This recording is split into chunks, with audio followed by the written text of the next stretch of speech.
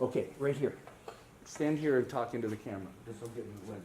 Okay. You start talking about Great Danes. So now we got a presentation about Great Danes. We have Great Dane in the audience, Artemis, and she's about 140 pounds, but she'll be weighed Friday. We'll see what happens.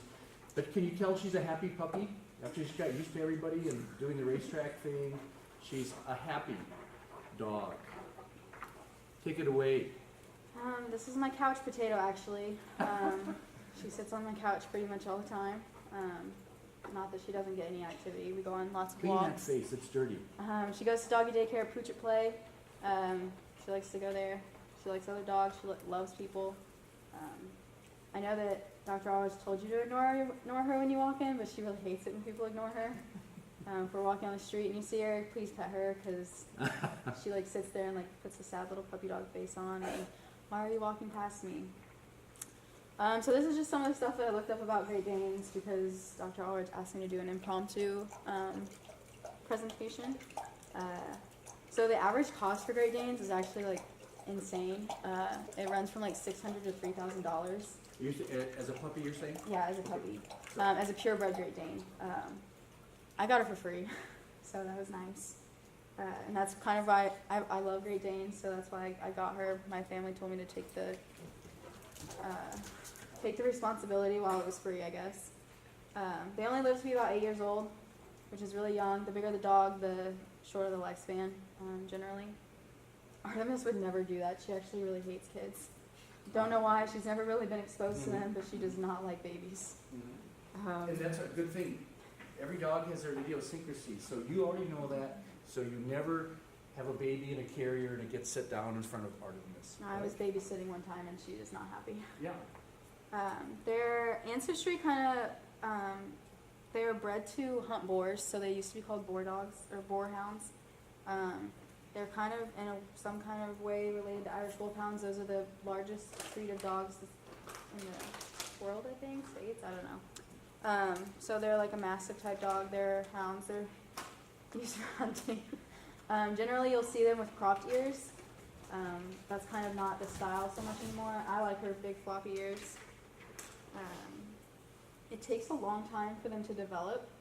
They say you can stop feeding puppy food after a year or 2 years.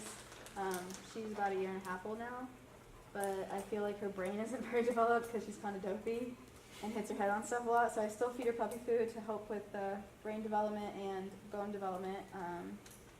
It takes a long time for large dogs' bones to finish developing. It usually happens around 18 months old. So because of that reason, they are pretty prone to bone cancer, which is the number 3 cause of their death. The number 1 being bloat, which is when they eat too much or eat too quickly. They get really active after they're done eating. Then this thing called bloat happens, and it's really hard to save them once that occurs. She's actually had a gastropexy, so her stomach is sutured to her abdominal wall, so it prevents the flipping of the stomach. She can still get bloat, but in order to prevent that, I have a nice little food bowl thing that has appendages that come out that slow her down from eating. I also elevate her food bowl to help with that. They also have a lot of joint issues because they're big dogs, so when she's an appropriate age and my vet says it's okay, I'm going to start feeding her joint supplement stuff just to get ahead of the game. She has a vet appointment this Friday, so we're going to find out how much she weighs. So let me add a little thing, because I'm your partner, right? On the screen I've got canine bloat, because if you're familiar with cattle, there's also bloat in ruminants. And this is totally different because dogs don't have a rumen. So this bloat is called gastric dilatation volvulus. The dilatation is enlarging. The volvulus, it's hard to understand why they named it that way, but that means twisting. I wish I would have named it. See, I'd rather have, when I think of twisting, I think of torsion. But that volvulus, if you look up in the dictionary, it means twisting. So anyway, it's called gastric dilatation volvulus. A lot of times it's not an and in there. And can kill animals. I remember our neighbor, not our neighbors, but somebody else had a neighbor's dog that it ate too much food. It went at a stranger's house, ate a lot of kibble. Kibble is nasty in that sense that they eat it, it swells and gives off some gas in the stomach. And then a big chested dog that's got a relatively narrow chest and then deep, if something twists, it can't untwist. And can be a deadly thing. I had Newfoundlands in the past. They're not known to really have bloat. They have the deep chest, but here's the other thing they have. They have a wide chest. So they have a better chance of reverting spontaneously. Very deadly if you ever have a dog with bloat, boom. And Olivia was smart. She had what's called a prophylactic gastropexy done at the time of the spay job, right? So you've got the dog under gas anesthesia anyway. Why not pack the stomach to the body wall? And then it won't have a chance. It'll have a chance of swelling up. But it's the twisting that's really the killer, because then it really messes up blood flow. Take it away, partner. So when I actually went to go get her gastropexy was scheduled when she was 6 months old. I was like, I'm going to get it done. I wanted to get her spay. I did not want to go through heat with a 100-pound dog. That was not something I felt like I wanted to do. But they told me she didn't weigh enough, which is really surprising. I was like, you're telling me my 100-pound dog doesn't weigh enough? So I had to wait till she was about 9 months old, and that's when we finally got it. Okay.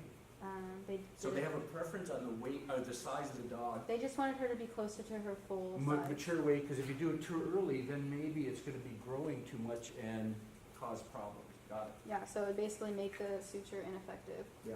Like that thought. She really likes to run. Mm-hmm. She's really good. She's a really good dog. I guess I'll just tell you a little bit about Artemis now, because I've kind of gone Yeah, through my that's fine. facts. But Tell her what she likes to do. And I know you feed her with one of those bowls. mhm. Here's the other thing. If you ever, I know the one person in the world that knows the most about canine bloat. He used to work at Purdue Vet School. He's done a lot of research. And you know how people say, well, maybe you should have elevated bowls. There's this controversial thing. Elevated bowls may help prevent bloat. He says that's a bunch of garbage. It's really not. So it's the amount of that kibble, and then I'd rather feed a dog.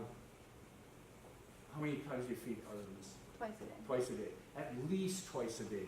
I feed my dogs 3 to 4 times a day. I never want all that stuff in the stomach, but they don't get kibble either. They get cooked chicken, pork, whatever. Beef heart, love beef heart. Chicken gizzards, all that stuff. But if a dog gets all that kibble in there and expands, and if it does twist, that's terrible. So I have a little thing about kibble. Oops, watch out. Don't hurt yourself. Okay, so go finish. What does she like to do besides run? She likes people. She likes to run. She likes to sit on the couch. She chases the cats. Don't. She loves my roommate.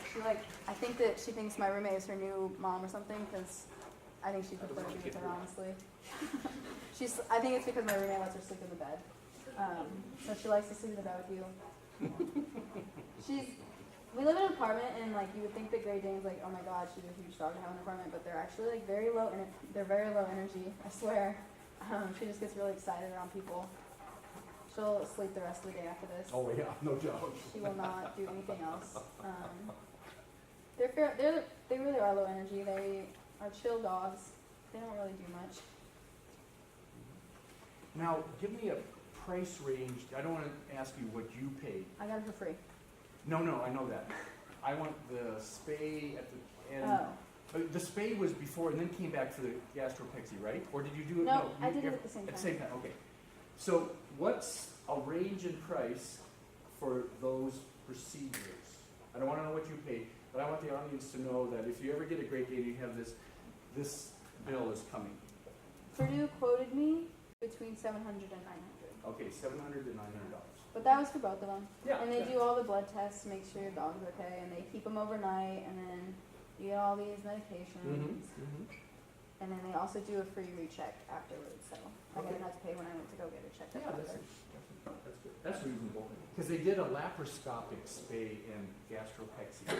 So a laparoscope, I don't know if you know it, I've done a lot with swine. It's like a little telescope you put in the body cavity, and you fill up the body cavity with carbon dioxide, and then you can manipulate or take things out or whatever. So you don't have this big line of suture that you know, because you just said, how many, do you remember how many punch holes she had? 3. 3. One for, 2 for the spay, 1 for the gastric. yeah, and then you have to have one for, like, there's a little one for gas, you put in carbon dioxide, so, yeah, so it's kind of neat procedure. What would be the price difference between like a traditional spay and a laparoscopic spay? That's a good I question. don't know. Anybody I didn't know? even- The traditional spay versus a laparoscopic spay. The traditional is you make a bigger incision and you fish for the ovaries and the uterus. I think- Anybody know? I think my bet said for a spay, it would be like around 400 because she was so big. Like the bigger they are, the more expensive it's gonna be. Just maybe for a standard, but that might still be laparoscopic, huh? Yeah. Yeah. I don't know. Yeah, I don't know. That's a good question. If anybody's working someplace, ask somebody what's the difference in price between the standard spay, which is where you make a bigger incision, versus a laparoscopic spay. I don't know. You know, good. See, I did slow her down a little bit. Just a little. Okay, I think we're a soft round of Wanna go? applause. There we go. Because remember, sometimes dogs get startled by a lot. You guys have been great. I need the cards for other presentations. I'm giving you off Monday.